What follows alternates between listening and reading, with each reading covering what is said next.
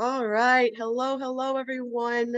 Mars here. I am here from the HIV Stops With Me campaign. This year, our slogan is Slay, and I am here with Pamela, one of our other spokesmodels. And so today, what I want to do is I'm starting off this series called I Am. And so today we are going to learn about I Am Pam and who Pam is. My goal is just so that we can kind of get to know each other a little bit better, a little bit on a deeper level, more than just our little 2-minute bios that you would find on our website, which is hivstopswithme.org. So I'm just actually going to dive right into Pam, and let's see what we can learn and find out. So Pam, so tell me a little bit about yourself. How long have you been on the campaign? Let's start there. On the campaign, this is my second year going into, so last year was my first, and it was exciting, something I've never done before, and I'm really in love with the whole concept and what we're all about and what we all do together to try to help others. So I'm loving it. That's awesome. What region do you represent? Long Island. Okay, awesome. I think you're what, one of two spokesmodels in Long Island? You and Actually, Tyrone? well, there's three. There's Three? one in Nassau, which is Tyrone. But I think he works a lot more in the city, not quite sure. And then Ashley, who's a newbie, she started this year. I referred her. I know her for quite some time with working with her. Because I worked with her when I used to work at Option. So she was one of our clients there, and that's how we connected. And I just knew she would be awesome at this. So it's her and myself. Wonderful, wonderful. So people, if you haven't figured out, we are kind of pretty much one big family, one big network, and we try to kind of work with each other within our communities and within our cities. So thank you for sharing that with me and with us. So Pam, go into telling us a little bit about you. Born and raised in Brooklyn, New York. That's my homie town. I still miss it. I miss Brooklyn. Those were the good old days. And it was during the time working in the city that I was diagnosed with HIV. I was diagnosed really from giving blood, and that was in 1986 when I was actually in contact with it. I really don't know, but that's when I was diagnosed. So long story short of it, I have a close relationship with my mom and my immediate family that are all over the place. I'm single. I've been single. I've had different relationships, some that were good, but short-lived because, two of the special ones in my life had passed away. So that kind of, scarred me a bit. So a little, reserved on when it comes to relationships. But there's one love unconditional that I've had forever, which are my fur babies. The longest one I had was the Lasso Opso. His name was Nico. And I had him for 17 years, and God bless him, because he was a small guy. A lot of people that's amazing that a small little dog would last that long. So that's a little bit about, who I am. I come from divorced parents. So I've had a lot of different, ups and downs and emotional what have yous on top of the HIV. But you know what? Through networking of people and getting involved in meetings and all sorts of things, you kind of find this life that you need to live, and then you have to live, and then your mindset changes and you get empowered and all these wonderful things start happening to you. That's really awesome. Yeah. So do you have any kids? No, that's why I have fur babies. Unfortunately, the one time that I probably regret having an abortion was the first time I was living with a boyfriend, got pregnant. It was at the age of 18. He was 6 years older than me, so he was mentally ready. I wasn't, and I was battling because, between him crying for me to keep it and the scariness of having it at that time where I didn't even have a full-time job and I'm living with him. And it was scary. And this was well before I was diagnosed. So, um, and my mom being, she worked at Planned Parenthood at that time. So just telling me, she goes, you know what, I'm not telling you what to do. I'm just saying that you're young and, you can have a child whenever you want and whenever you're ready. Like, don't feel pressured. So she was the one handing me the option. And I went with that option. And of course, that relationship didn't last anymore after that. But it was after that that I found out about my diagnosis.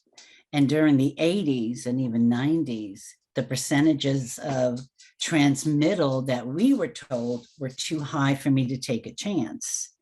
And so I never ended up having a child. And like nowadays, people are having babies, with HIV positive because they could do so many wonderful things. And I'm like, shit. Yeah. Excuse my French. But You're good. I'm like, why couldn't I have this back then? I so wanted to be a mom. Because with all the love that I have inside me that I wanted to give, that's like the one regret, and pain in the heart that I'm going to take to the grave, because that's something I go crazy to, for if I'm going to a baby shower, it's a bittersweet kind of thing, because it's like, I wish it was me. And my Yeah. mom and I both know we would have spoiled the child no matter, whatever I had.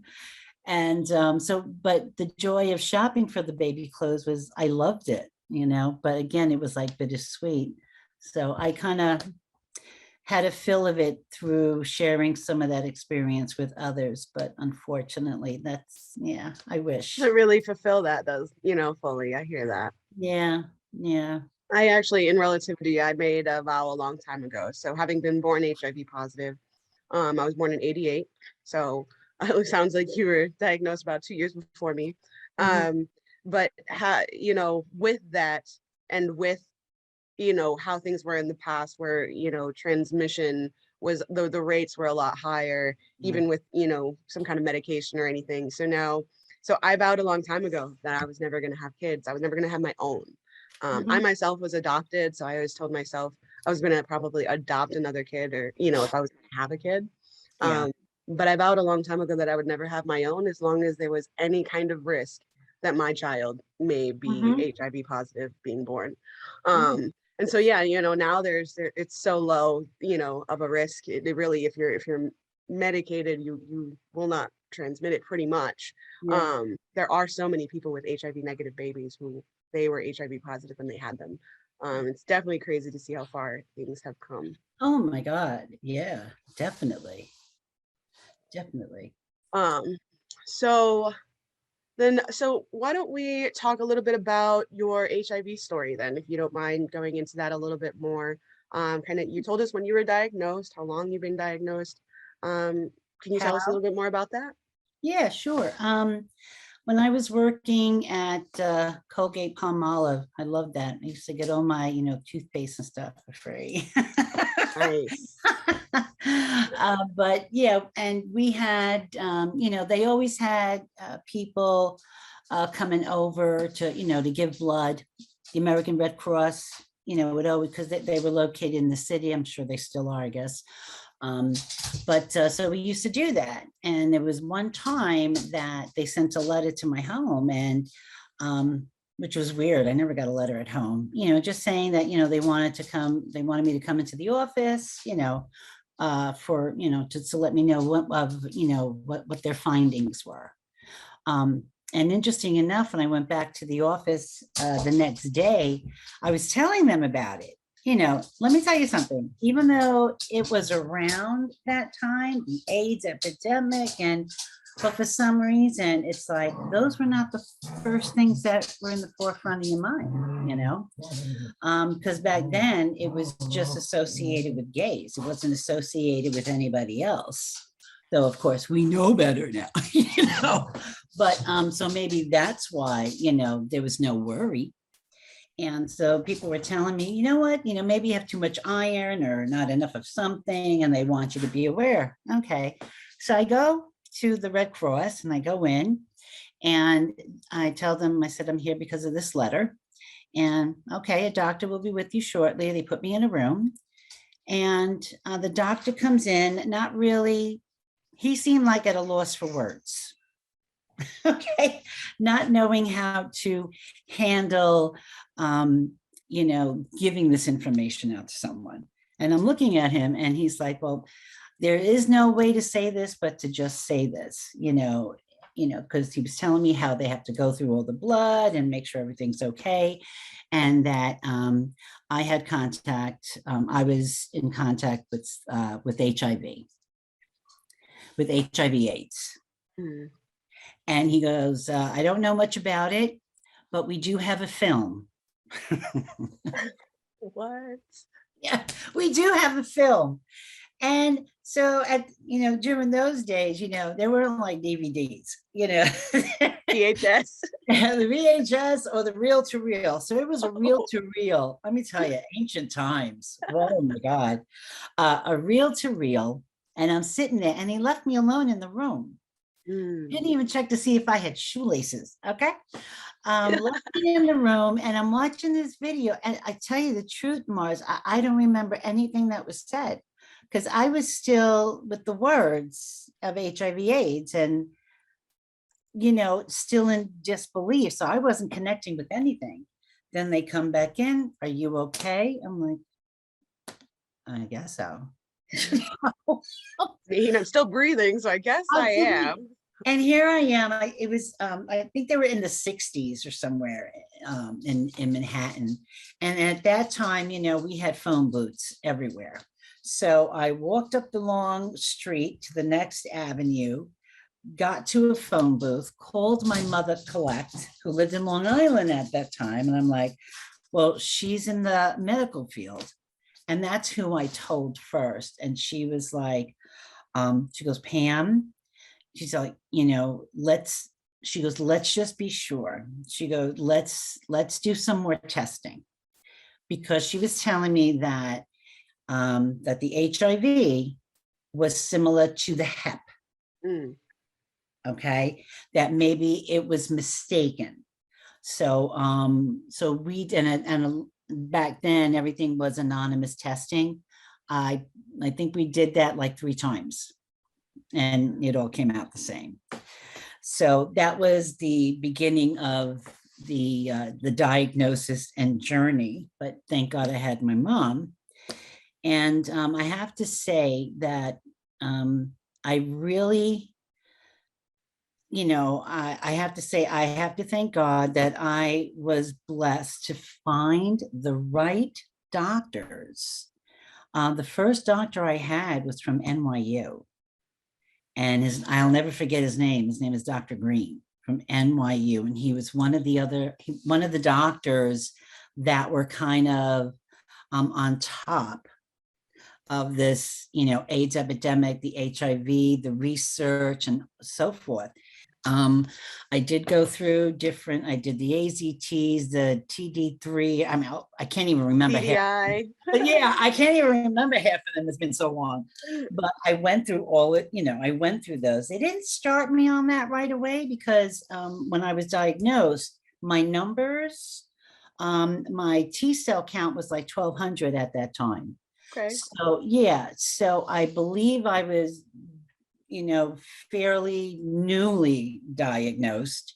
And so I didn't have to take things for a while until the numbers started going down. And then little by little, I was on 1, 2, 13 pills. It got to the, those horse pills that they used. Yeah.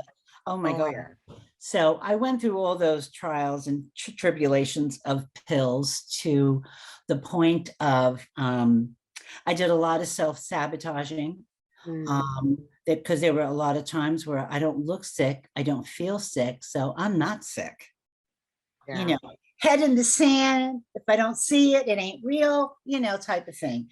And so I became, non-adherent, which that screwed me up because the HIV became so immune to so many drugs that it hurt me later on down the line when I was running out of medications to take because nothing else worked.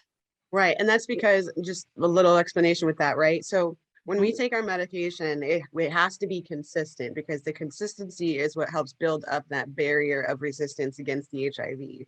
So the more that we are non-adherent and the more that we miss our doses, the more chance the virus has to overcome the virus, the more Mhm. chance it has to become immune to it. So then you keep taking these medications and they don't work. And a lot of our medications are two or three different medications mixed in one.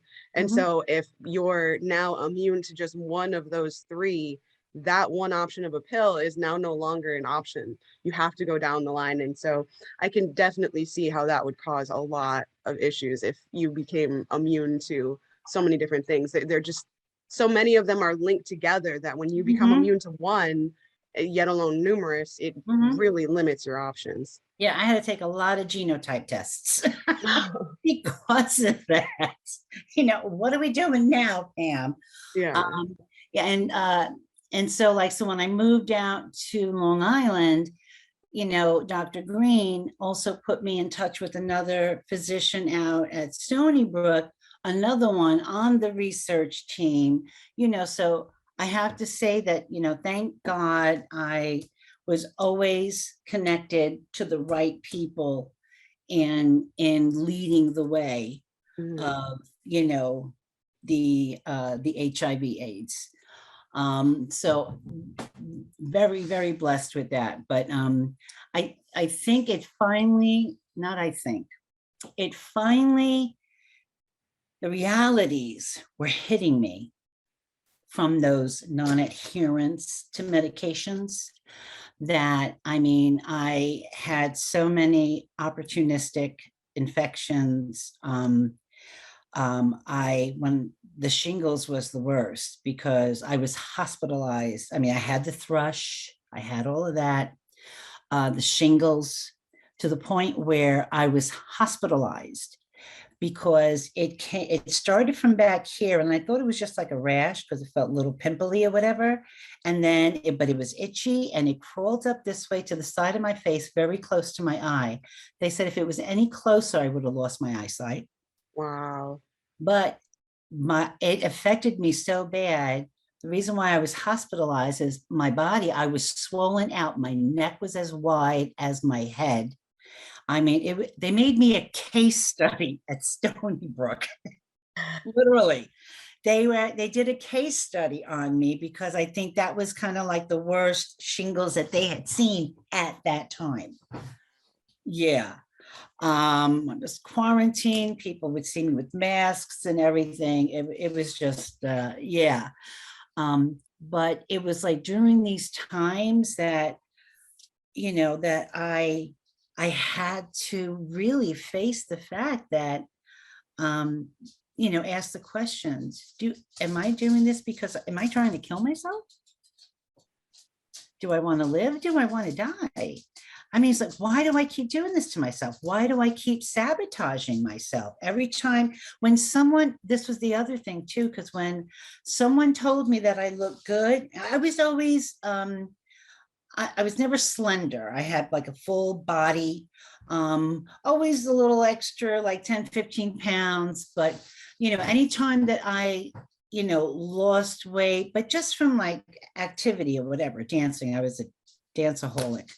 Um, Someone said, "Oh, you look good. You look like you lost weight." I would say, "Oh shit, I'm gonna die. I Mhm. need to eat." I was associating the losing weight with, "Oh my God, AIDS. I'm gonna die." That's it was such a freaky mindset, man, that what you would associate with something else. So I went through a lot of that too, with the weight going up and down, up and down, up and down. I don't know if I lost weight. No, something's going on. I'm getting sick. Weird. So a lot of different things, you know. But it did come to a point where I said, I don't want to die. This was all starting to freak me out and, smack me in the face like, you're going down the wrong path. And from that point on, I started becoming more adherent to my medications, my doctor's appointment, totally honest with him. Did you miss a pill? Yeah, I missed 2 days. I wasn't lying. There was no point in lying. You have to have this open and honest conversation with your doctors, because you know what? They're the ones that are going to save your lives. They really are. They're there for you to keep you healthy. So as far as I was concerned, there's no point in me lying. No. If I didn't want to tell my mom, yeah, I missed a pill because I don't want to, disappoint her. That's one thing. But my doctor, I'm telling. And I said, yeah, at that point, I was like, Ma, you talk to whoever you want. I said, I don't care who you tell. I really don't. That's beautiful that she had enough respect for you, though, to like bring it up to you beforehand, saying, I need to talk to someone else about this. Is it okay if I share, kind of thing? Yeah. And that's beautiful that she had that kind of respect. So a lot of times, at least, I won't say my family's disrespectful, but just in my family, if you know something, we share it, And so I think having that kind of respect is really awesome. Well, put it this way, it was a lot different from my ex, which I wish I made him an ex a long time ago, but decided to tell his family after the first time I met him, and then tells me afterward he gave them this information while driving them to the airport. I was like, what? What did you do? Oh, oh my God. I was like, how could you do that? Yeah. You didn't have this talk with me. This is my personal information. I just met you. It's your story to tell. That's something that I always say, like when I'm sharing my story or someone asks if they can, share, or they refer me back because they're like, well, I didn't want to share it. I'm like, thank you. Because at the end of the day, I don't mind sharing, but it's my story to tell. So if someone's asking a question, you can refer them right back to me and I will tell them the story. But it's invasive, and it's I don't even know a strong enough word, I guess you could say, when someone tries to turn around and tell your story for you, like they lived it or know better than you what actually happened. Yeah. And of course, that was, way before I decided to, do the campaign, and I got to a point where, you know what, everyone can know, I don't care. You love me, you don't, you like me, you don't, I don't care. You respect me though. Yes. Yes. you have to be considerate and respect, but whatever, you can like or dislike, it don't matter. But that was at a time before I was ready for that. And so that's why it was like, I don't understand how you took it upon yourself. Nowadays, I mean, still, it would have been nice if you would have the conversation, but today is the day where I'm like, oh, sure, whatever. Yeah. Whatever, it's okay, not a problem. This is something you're eventually going to hear about anyway. But that was a different. I had a different mindset back then. Yeah. Like today, where I tell you one thing, it's really been like a sense of freedom, to be at the point where I'm at, where I'm not gonna, because that's more added stress in one's life. Who's gonna know? How are they gonna act? What are they gonna, you know what? They can't get to you unless you let them. That's right. If you can care about yourself, then what they say don't matter. I mean, if they have something nice to say, that is nice, but if not, they're not you. They don't know you. They don't know me. They can't judge me. I'm the only one who can bring myself up or down. I'm the only one responsible for that inner feeling and mental state. Sometimes I just let it go and, wallow in it. But that's my choice, and that's maybe what I need to do for myself. But other than that, you know, I pick myself back up. No one else, I'm not going to let anyone else bring me down to that point. Only I can do that. Yeah, that's Oh, right. That's right. I'm so glad to hear that that's your mindset on it now. I'm glad to hear that like things have evolved, and I feel like at this point, right? Like if we haven't kind of settled in we're probably living a bit more of I would say maybe a little bit more of a miserable life because it's like in the forefront constantly and you're worried about it. Um, I think this campaign is a really great platform to kind of embrace it and say, you know what? I am who I am, and if you don't support that, that's okay. If you do, even better. But no matter what, I'm going to be who I am. There's mhm. no one, in this world who can change that. So, I guess like the only thoughts that I have with the question mark are relationships. mm, You know, I'm 60. It's like I'm single. I'm HIV positive, and it's kind of like I wish, I wish I would have met someone who mm, was the right person for me, and that we can just finish this journey of life together. Um, because as much as I told my mom, I said, you can never leave me, because I would feel like I was alone, even mm, though I know I'm not. yeah. You know what I'm saying? But it would have that there's no one else here with me, in my home with my fur babies, that I could have emotional support with, Mm. that is as close as my mom is to me, in that aspect, having that someone that you can, share this journey of life that you're on with. So that's the I guess the one aspect of my life that I'm kind of missing, you know, kind of missing, and you know, don't know where that's going to go. I hear that. Well, maybe somebody will watch this episode and maybe someone will be like, hey, can I get Pam's number? Take Whoa. me, love handles and all. Oh, I will. I will. I'll be getting them for this post. Well, all right. So I'm probably gonna wrap us up here a little bit. Is there any last words or anything else that you would like to say to our people before we wrap up here? Oh man, just embrace yourself, really. We're all beautiful human beings. We are all worthy of love, life, happiness, self-care, good health. I mean, we deserve it. You all deserve it, so don't cheat yourself out of having a good life, because you can.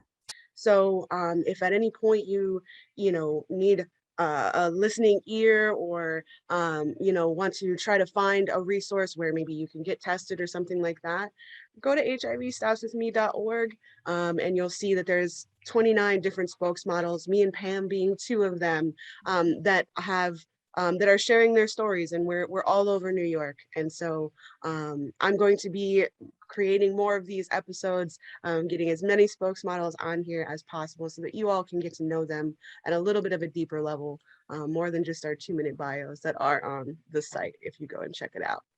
Let me add one thing to that, if you don't mind. If Please. you go to the site, we have a resource section. So if you look in that resource section, you can go and find the areas that you live in or close to, and they have a lot of links to different services. So you may want to check that out as well. Yes, they do. Thank you so much, Pam, for your time today and for sharing your story with us. My pleasure. My pleasure. And with that said, then I will let you go. Thank you everyone for watching, and I hope you have a wonderful day. Take care, everyone.